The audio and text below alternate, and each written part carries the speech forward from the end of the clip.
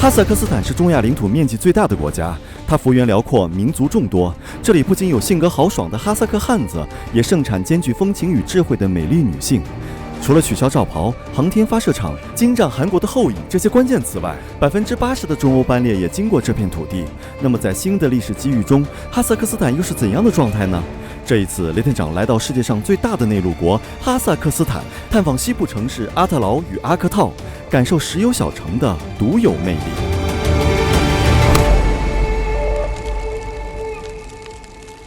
嗨，大家好，我是冒险雷探长。此刻呢，我来到了哈萨克斯坦西部城市阿特劳。这个城市呢，距离阿拉木图呢2700公里，是乌拉尔河的入口。乌拉尔河呢，从这个城市呢缓缓流过，一直汇入里海，是一个石油之都。所以说呢，它跟中国的克拉玛依呢也成为了友好城市。乌拉尔河呢是从这个俄罗斯乌拉尔山呢山上慢慢流下来的。乌拉尔山呢可是诞生了很多的民族啊，比如说现在的这个匈牙利呀、芬兰呀、爱沙尼亚人呢，都曾祖先在那里生活过。现在我已经入住了这个哈萨克斯坦阿特劳的它的这个酒店，这个酒店还是很高级的啊。从他们前台这个服务员的这个胸章上看到，他的名字也是个穆斯林的名字啊。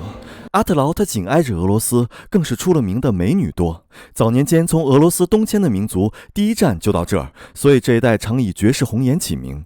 比如阿斯特拉罕，传说就是一位突厥女孩的名字。OK， 哇，这个头发很长，这几个也不错。其实我也在想，这个城市呢离这个俄罗斯这么近，会不会人都俄罗斯化了？来了之后发现还是哈萨克人特别多。应该就是在这个阿特劳这座城市，本来是一座这个石油化的一个渔港城市。嗨，你好 ，Hello， You Kazakhstan? I'm YouTuber。你觉得那个哈萨克女孩什么名字最漂亮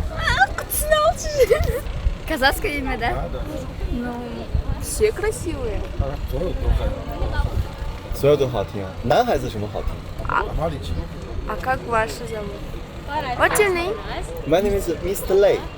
Lei? Lei, yes. Ooh.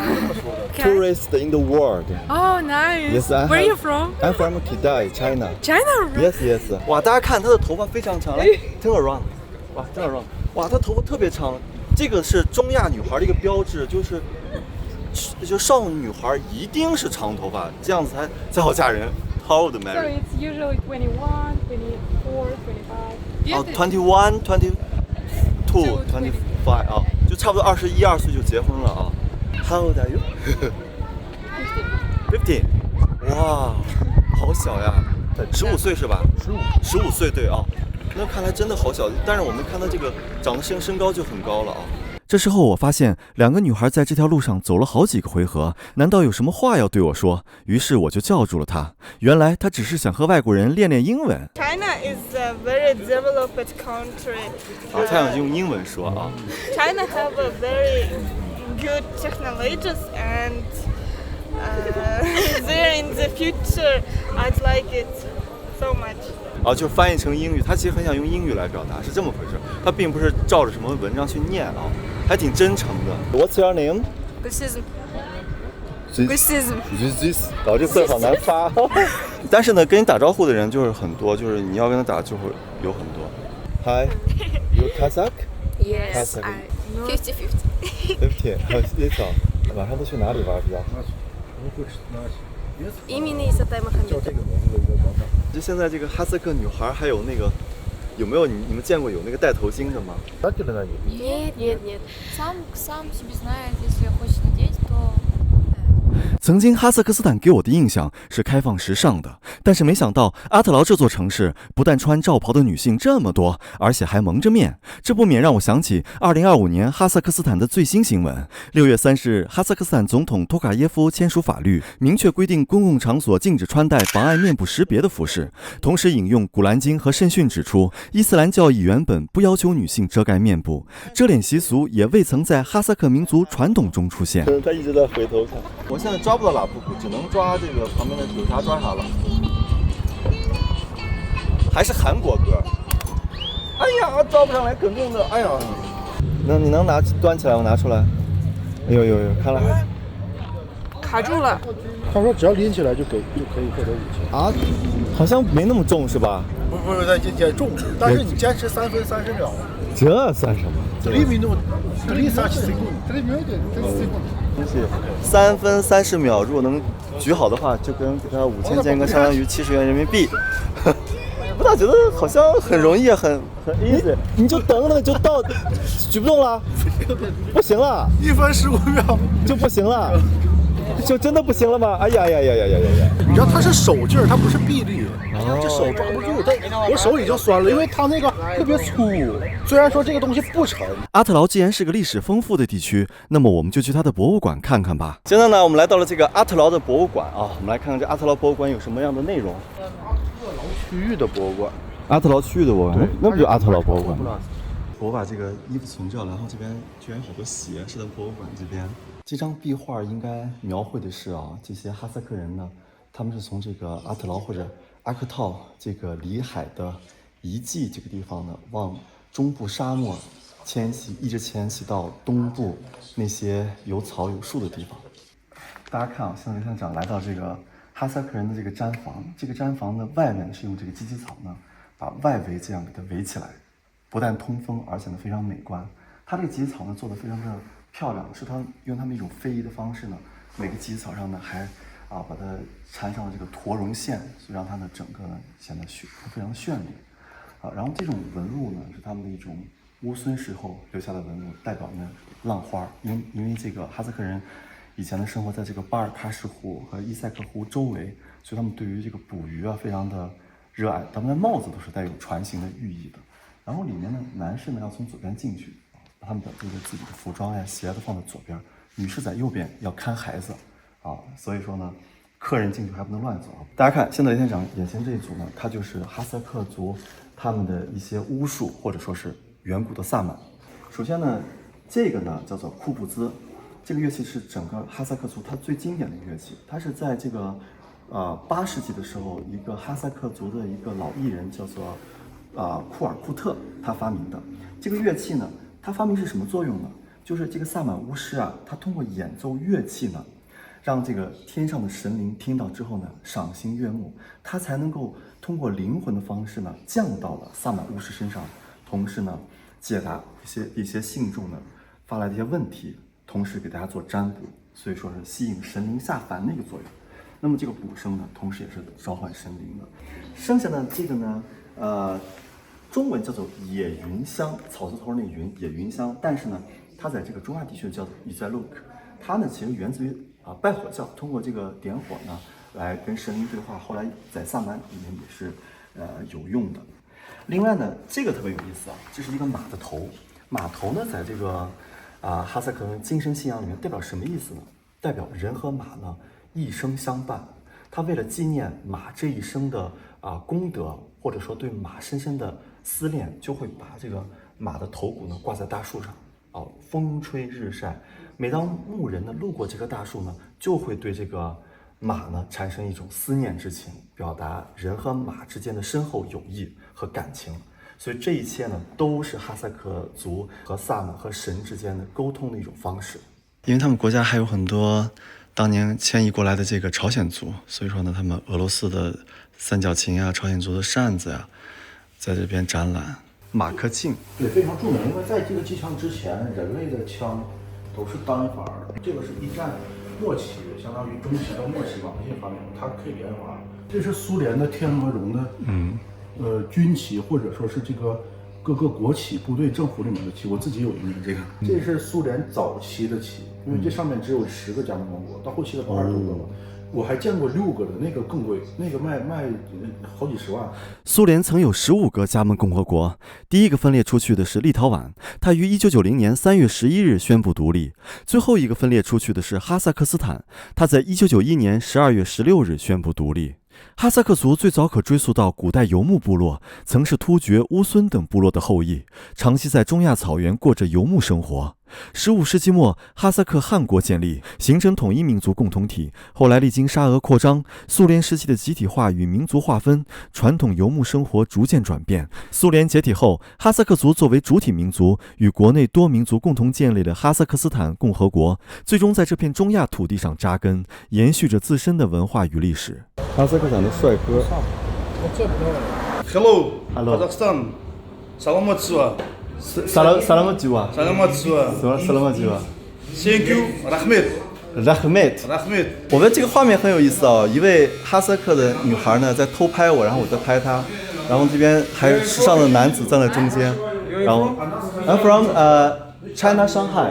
Shanghai? Shanghai. Ah, good. You have been Urumqi? I have. 哈萨克人呢看着好像五大三粗，其实呢心思挺时尚、挺细腻的，这是我对哈萨克人的一个感受啊。Yes, yes. Mr. Lee. Kazakhstan, Rahmet. Kazakhstan, Alga. 啊，是朋友啊，朋友 ，Olga 朋友 friend。 Kazakhstan, Alga. Olga Alga. Olga， 就是他穿的一身衣服2万块钱人民币最少，为什么？杰尼亚的就都是名牌。名牌啊。然后他开的车，这个在当地也算是不便宜了，不便宜了啊。丰田的越野车吧，丰田越野车我估计啊，他可能是跟中国做生意赚了不少钱，所以说他对中国特别好。哦，真的，他那个帽子就4000，就是杰尼亚的，因为我对奢侈品有研究。他那鞋8000块，他那裤子最少是1万多块。在哈萨克斯坦的西部城市阿克套，1万年前的地中海遗迹在这里沉睡，千沟万壑纵横交错，化作这片土地上最雄浑的奇观。接下来，雷店长将踏上这片秘境，和大家一同领略它的壮阔风采。原来，其实当地这个单词的翻译过来就是公交站，所以说呢，这个公交站是不是很有这个罗马语拜占庭风呢？您今年多少岁？70，好像74岁了。哦，也是old。你好。你好。你好。你好。I'm my China。在哈萨克斯坦，这边小女孩看的是我蒙古这期节目。其实从阿特劳到阿克套乘坐飞机只需要1个多小时就到了，可是在犹豫不决到底乘坐什么交通工具中，错过了买机票，所以接下来我们就踏上了漫长的打车之旅，前往阿克套。他觉得这个去那边太远了，开过去啊，也要8到10个小时呢。他接单的也是这个 APP 上，他也看不到这个单有多少钱。对，价格是一样的，就是10万间隔1400，其实不贵。它本地的效果就是哈萨克斯坦，从一个城市到一个城市就需要1000公里。问一下，他就是上过大学吗？Атырауская государственный университет. Экология. Экология. 经济。就好找工作吗？还是要自己去开公司或者自己去谋生这样？ Места, где платят хорошо. По миллиону, там, по 1,5 миллиона тенге. 开车7000，然后再往多点赚的话，能赚14000、15000这样子啊。当地司机对我说，哈萨克斯坦非常大，两地之间奔波会考验人的意志。这次实地体验，我也真的感受到了。可是这样驾驶实在太累，司机就把车停在路边睡觉，我们就这样挤在车上过了一夜。这样的打车还是第一次遇到，同时也感受到了哈萨克人民刻在骨子里的游牧精神。司机叫不醒了。哇，刚才这车在滑，我知道，我哥没法等，差点撞上。现在大家看啊，这就是特迪斯海峡。这个海峡呢，它是由这个劳亚古路和冈瓦纳古路呢相结合形成的，也就是把它劈开之后是2个古路。但是呢，由于这个500万年前的这个地中海开始后退之后呢，这个地方呢就形成了一个干涸的一个河床。这些都是以前的海底世界，我现在在里面游起来了。如果玩过潜水都知道。阿克套在哈萨克语中意为白山，因当地山丘为古地中海沉积的白垩色而得名。这里曾是古特提斯洋的海底，如今能看到海底抬升形成的石灰岩峭壁、褶皱岩层，以及大量史前化石，如鲨鱼牙齿、贝壳化石等。在这里，沉积岩与古生物化石层层堆积，构成独特的异域风光。其山脉形状奇特，像城堡、潜水艇，被称为灰蓝色地球。Followers in YouTube. A follow 1 million. From Kazakhstan, hello. Biz bağdayımız, Akböbek'te tangayımız. Жастар! Wow, thank you. 在这里，我认识了一些充满活力的哈萨克斯坦大学生。经过了解，他们男生大多喜欢打游戏，女生则喜欢刷综艺、逛街。他们也对中国文化很感兴趣，还有不少人通过中国视频平台关注中国的明星、时尚穿搭、化妆教程等。很多人希望在艺术领域有所成就。值得一提的是，哈萨克斯坦总统托卡耶夫还是位会中文且热爱中国文化的总统。这些年来，我们两国不仅成为好邻居，而且成为互相支持发展的可靠友好伙伴。正如我已经指出的那样，中国是我们的全天候的朋友。你敢相信吗？此刻雷探长终于来到了哈萨克斯坦的白山。哈萨克斯坦这个白山在当地语里面就是阿克套，所以说呢，这才是真正的阿克套。看那个山间，仿佛一位仙人从这边走过去，是不是很宏伟呢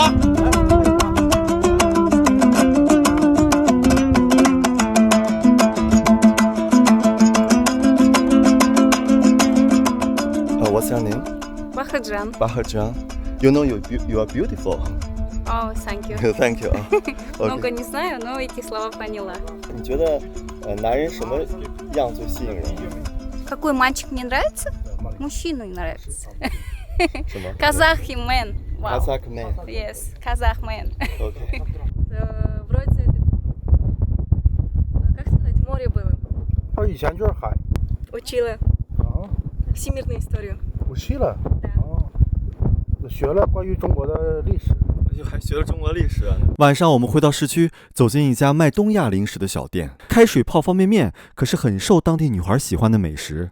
他们看到中国人来了，从服务员到顾客都围上来要合影，把我们当成了明星。虽然我觉得两国彼此面孔相似，但他们还是能分清我们和他们的不同。或许这就是十里不同音，百里不同俗吧。我们感谢安东呢，点了一份这个方便面啊。我这样知道为什么没有人给我拍照？安东说：“为什么没有人跟他合影？你知道为什么吗？”我觉得呢，我属于那种比较亲和，就像那个幼儿园看门的老大爷。我呢？你呢？我觉得我有点放弃。没有，你像年轻的家长。哈萨克斯坦people？哦，也。What are you doing in Traveling? Traveling. Tourist. 你好。Okay. But I don't know something worse in English or in Chinese. But my older sister studied in China for like 3 years in the time when coronavirus, COVID-19. So it's so interesting. She every day says me like, you need to study Chinese. You need it every time, and I suppose I need it. Okay. Delicious 한국어 맛있어요. 맛있어요. Yes, delicious.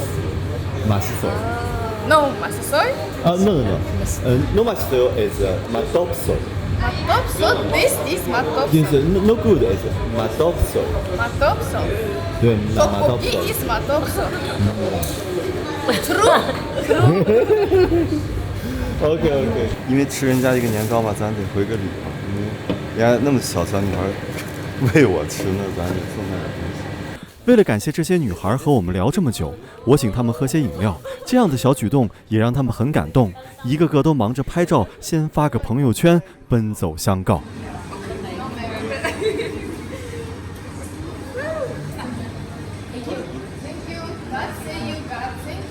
I'm from Karakalpakstan.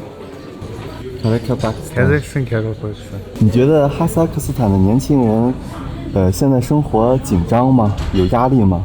жоқ, Қазақстанда өмір сүру оңай, ондай қиындық жоқ. Бізде ешқандай давление ештеңе болып отырған жоқ. Өте жақсы Қазақстанда өмір сүру оңай. Тек қана жұмыс жасау, еңбектену, алға қарай ұмтылу. Соны ғана жасасақ, өте оңай болады өмір сүру. 在哈萨克斯坦买房很贵吗？ жоқ, Қазақстанда квартира сатып алу әрине ондай қымбат емес. Жақсы, имейт ету, балалы болу да ондай қиын емес. Қазір бізде мемлекеттік бағдарламалар бойынша өте жақсы бағдарламалар бар. Көп балалы отбасыларға жақсы көмектеседі. Мұндай қиындық жоқ бізде. Жақсы өмір сүру. У нас уже дочка есть, имя Айлин, и скоро будет 2 годика. Мы оставили ее дома в Уральске. Вдвоем гуляем вот. 他们已经有这个孩子了，所以说自己出来玩儿。在这个哈萨克斯坦结婚，父母会催着结婚吗？ Но у всех разные. Например, мы поженились, мне когда было 22, ему 23. Но мы со своим волем, родители нас не заставили. 哈萨克斯坦人热情好客，我在这个国家算是见识到了。这一天，我们准备找一家餐馆吃饭，刚好碰到一户哈萨克人的孩子过1岁生日。当得知是中国人时，就邀请我们进来做客。Thank you, thank you。哇，好棒啊！你好。哈萨克人给孩子过1岁生日有着丰富的风俗，其中最重要的就是图萨乌开苏，也就是学步仪式。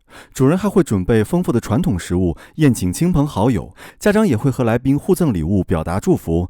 宴会期间还会有音乐和舞蹈表演，营造欢乐氛围。哈萨克民族唱着歌来，又唱着歌去，歌声是哈萨克最美好的精神世界。中国有一句谚语，雨水染绿大地，骏马成就英雄。他说这叫贝什巴马克是国菜啊。来宾告诉我，哈萨克斯坦的国菜叫做别什巴马克。别什巴马克在哈萨克语里的意思是5根手指头，因传统是用手抓食而得名。这道菜通常是将大块煮熟的羊肉或者马肉切片，搭配宽面或者面片，淋上浓郁的肉汤，配以洋葱和香料。它是哈萨克斯坦重要节日与宴席上的必备菜品，体现了哈萨克族浓郁的游牧文化。这个美女赐我一个字啊，就是你会在哪儿过夜啊？我今天无家可归。哈萨克斯坦是一个多民族国家，高加索的一些民族跨过伏尔加河，也来到哈萨克斯坦的阿特劳和阿克套地区，所以今天看到表演里有高加索风格的舞蹈也不奇怪了。思想与行为不同步的年轻人往往难成大事，他们或许内心早已超越了实际年纪，灵魂走在了身体前面，懂得越多，反而越容易陷入内心的撕裂，活得格外辛苦。其实我们要做的是试着让肉体的行动追上灵魂的脚步，让所思与所行达成一致。告别了哈萨克斯坦的西部，我的冒险之旅又将开始。哈萨克斯坦是一片满溢人文魅力的土地，这里既有世界文化遗产的厚重底蕴，也镌刻着古丝绸之路的璀璨华章。下一集，雷店长将沿着丝绸之路的历史脉络继续探秘，深入这座世界上最大内陆国的腹地，去寻觅那些藏在岁月里的中亚印记。